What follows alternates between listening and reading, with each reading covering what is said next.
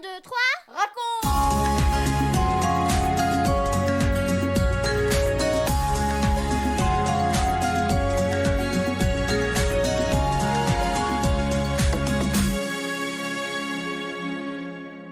Hey, très heureux de te retrouver pour une nouvelle émission 1, 2, 3 raconte. Nous avons vu dans notre dernière histoire que des mages sont venus d'un pays lointain pour adorer l'enfant Jésus. Mais le roi d'Israël, un homme cruel, a cherché à le faire mourir. Alors Joseph et Marie, les parents de Jésus, ont fui en Égypte et pendant quelque temps, ils ont habité dans ce pays étranger. Ils sont ensuite revenus à Nazareth et c'est dans cette petite ville que Jésus a grandi. Est-ce que tu t'es déjà posé la question: qu'est-ce que Jésus pouvait faire quand il était enfant? Comment était-il? Est-ce qu'il jouait avec ses copains? Allait-il à l'école? Avait-il des frères et sœurs? Obéissait-il toujours à ses parents? Eh bien, on va découvrir tout cela avec Françoise, qui va maintenant nous raconter notre 15e histoire. Mais avant, je te pose la question du jour. Écoute bien, tu auras la réponse à la fin de l'histoire. Est-ce que Jésus est un modèle? 1, 2, 3, raconte! Jésus, comment était-il quand il était enfant?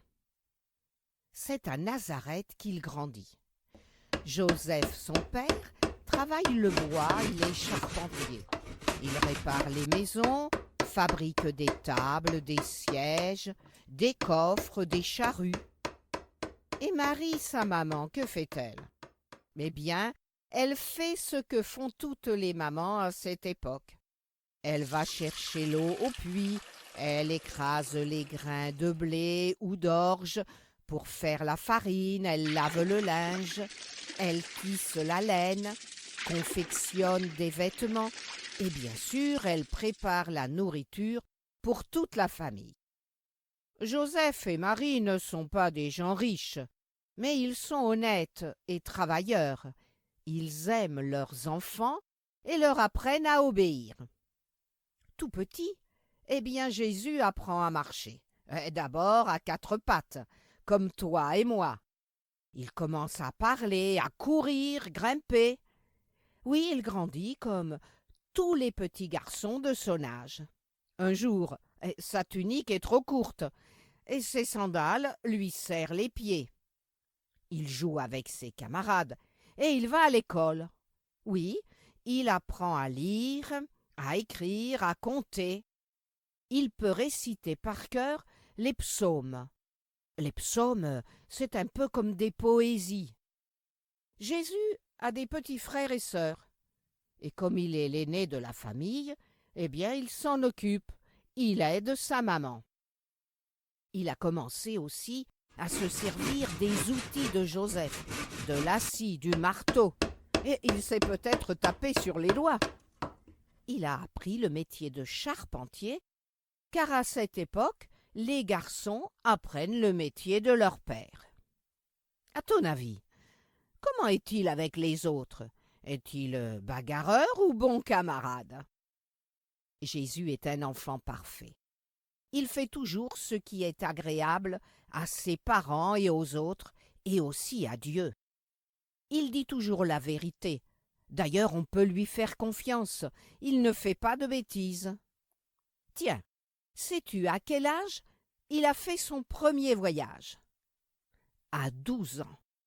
Il va à Jérusalem avec Joseph, Marie, les amis et des dizaines d'autres personnes.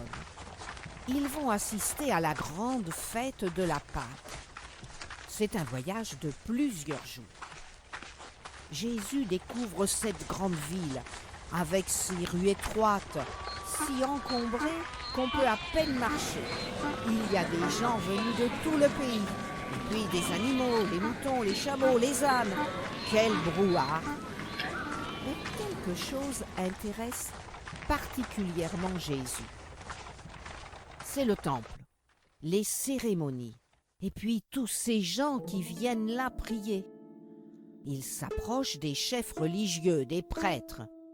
Il les écoute attentivement, mais il discute aussi avec eux à propos de la parole de Dieu. Il leur pose des questions et il leur répond quand ils l'interrogent. Ces hommes très instruits sont étonnés. Comment un enfant de 12 ans peut-il connaître tout cela, se disent-ils. Il est vraiment très intelligent. C'est surprenant, on n'a jamais vu ça. Mais d'où vient-il cet enfant? Il connaît la parole de Dieu autant que nous. La fête se termine.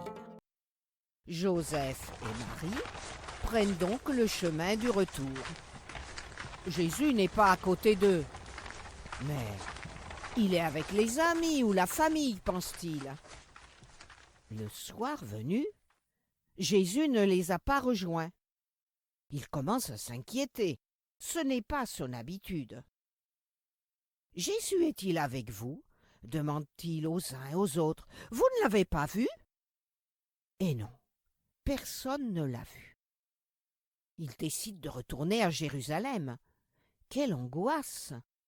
Comment retrouver cet enfant dans cette grande ville qu'il ne connaît pas? Il cherche, parcourant les rues. Il questionne les gens. « Nous cherchons notre jeune garçon, il a 12 ans, ne l'avez-vous pas vu? C'est un enfant qui est tout seul, oui, nous l'avons perdu. » Mais personne ne sait. 1 jour, 2 jours, toujours pas de Jésus. Alors où chercher? Comment faire?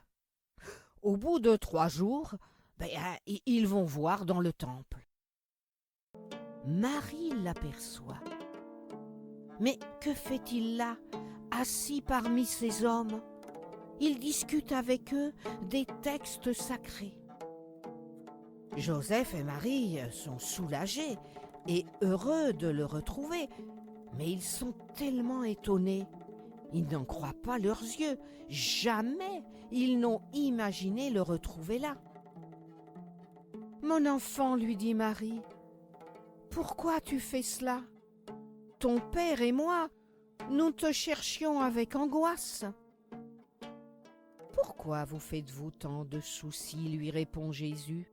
« Ne savez-vous pas qu'il faut que je m'occupe des affaires de mon père ?»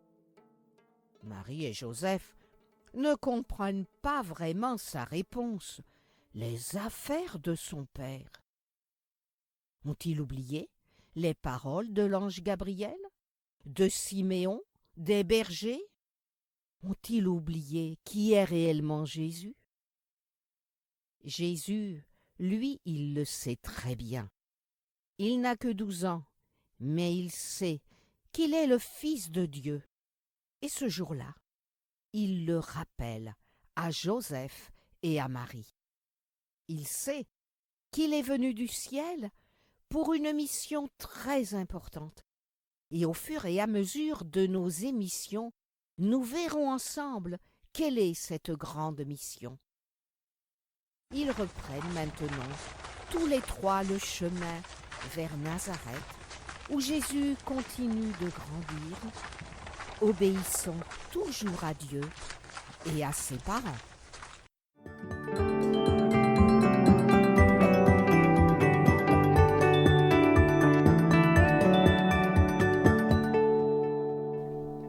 Un, 2, 3, 4, et toi, et moi.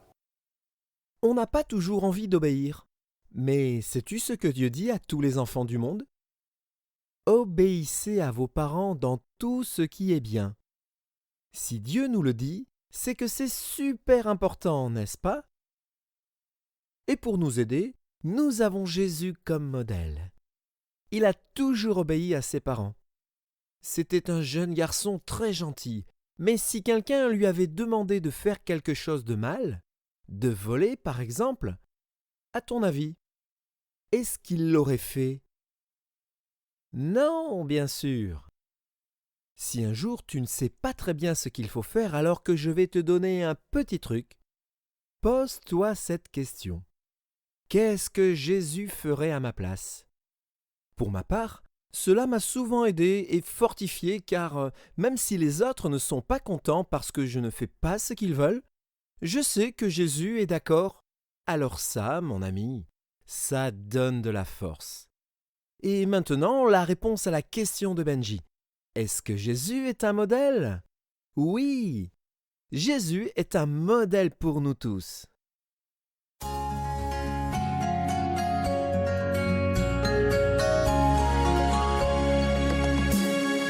4, 3, 2, 1 et nous les parents. Des enfants parfaits, toujours prêts à obéir. C'est le rêve de tous les parents.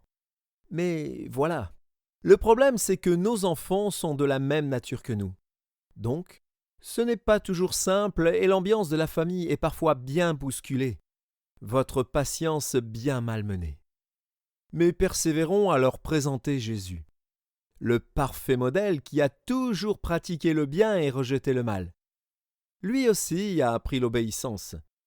Beaucoup d'autres modèles seront présentés à nos enfants, mais courage! Vous le savez, c'est nous, papa, maman, qui sommes leur première et principale référence. L'empreinte que nous aurons laissée restera profondément gravée dans leur cœur, et le Saint-Esprit leur rappellera les bonnes paroles de l'Évangile au bon moment. Vous venez de suivre l'émission 1, 2, 3 raconte avec Françoise Anelato, Franck Cascales, Benjamin Lamotte, Céline Girardi, Baptiste Roland, Erwan, Yuna, la collaboration de Vital Radio et 365histoire.com. Si vous avez aimé cette émission, n'hésitez pas à la partager autour de vous. À bientôt!